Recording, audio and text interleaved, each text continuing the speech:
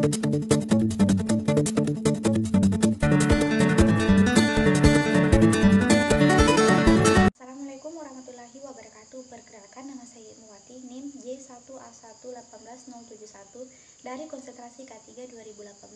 Selanjutnya, seperti yang kita ketahui sendiri, tanah sawah selalu identik dengan ciri khasnya, yaitu tanahnya selalu tergenang, serta pengelolaannya memerlukan perlakuan standar mulai dari perairan sampai dengan pemupukannya. Lanjut kepada metode penelitian. Untuk metode penelitian yang ada pada jurnal ini menggunakan metode deskriptif eksploratif, di mana sampel yang diambil di bawah di laboratorium.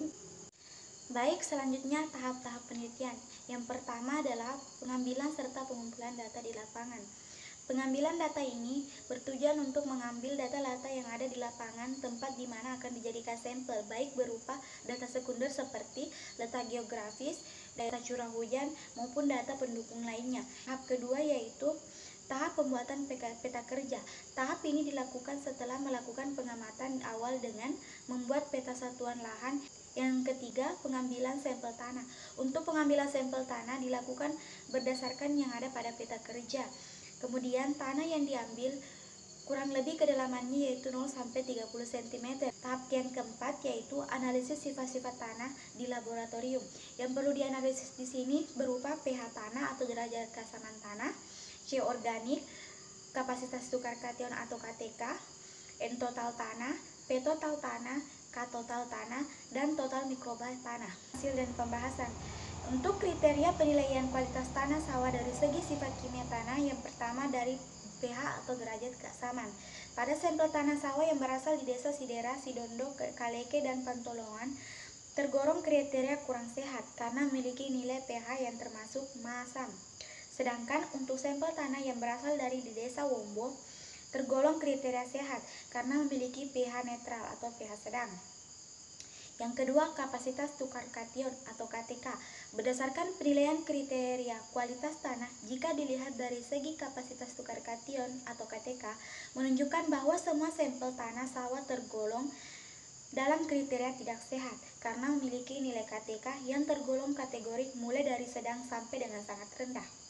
Yang ketiga, kandungan C organik. Dalam penelitian, kriteria kualitas tanah berdasarkan kandungan C organik pada semua sampel tanah menunjukkan bahwa tanah tergolong dalam kriteria tidak sehat pada sampel yang berasal di desa Sidera, Sidondo, Kaleke, dan Wombo, dan kriteria kurang sehat pada sampel tanah yang berasal di daerah Pantolongan. Yang keempat, unsur hara makro seperti NPK. Dalam penelitian kriteria kualitas tanah berdasarkan kandungan unsur hara makro menunjukkan sampel tanah sawah yang berasal dari desa Sidera, Sidondo, dan Kaleke memiliki kriteria tidak. Selanjutnya, kriteria penilaian tanah sawah dari segi sifat biologis tanah. Dalam penelitian, kriteria kualitas tanah dari segi jenis organisme tanah menunjukkan bahwa pada semua sampel tanah memiliki kriteria sedang karena pada semua sampel tanah memiliki total mikroba dalam tanah berkisar antara 15 sampai dengan 46 kali 105. Hal ini disesuaikan dengan pernyataan Lowry bahwa tanah yang memiliki total mikroba 102 sampai 106 merupakan tanah dengan kriteria total mikroba yang tanah sedang.